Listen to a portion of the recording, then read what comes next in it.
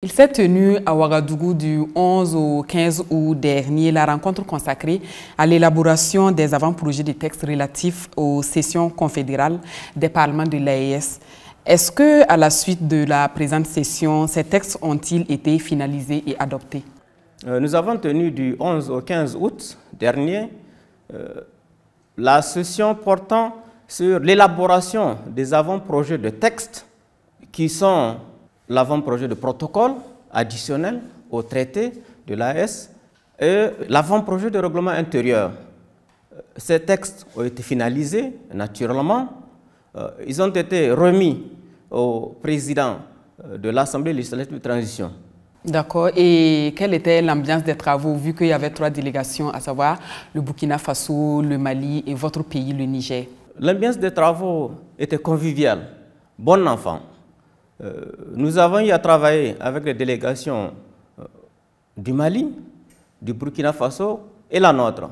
Nous étions au nombre de 36, constitués des parlementaires ou assimilés et des fonctionnaires parlementaires. Tout s'est très bien passé, madame. Et votre pays, le Niger, a récemment mis en place le Conseil consultatif de la refondation. Dites-nous quelle est sa composition, ses rôles et ses missions. Le Conseil est composé de 194 membres.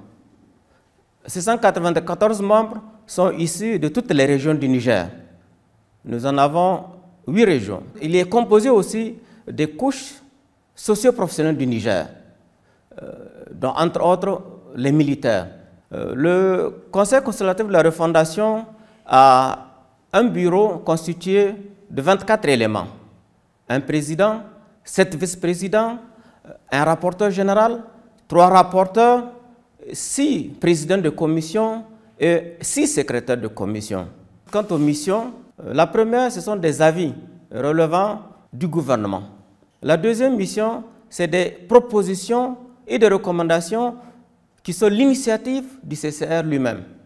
Et enfin, comme troisième mission, nous représentons le Niger à toutes les instances interparlementaires et au sein de la Confédération de l'AES. Pour revenir à cette rencontre honorable, pourquoi il est important selon vous de mettre en place un parlement confédéral au sein de l'AES? Après l'adoption du traité portant création de l'AES à Niamey, le 6 juillet 2024, on a mis en place 3 instances.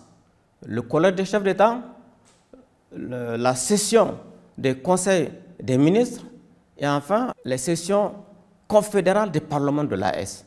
Cette session et ce parlement vient compléter le dispositif institutionnel mis en place au sein de l'espace AES. Donc c'est pour cela que c'est nécessaire de le faire. Il y a déjà 3 parlements.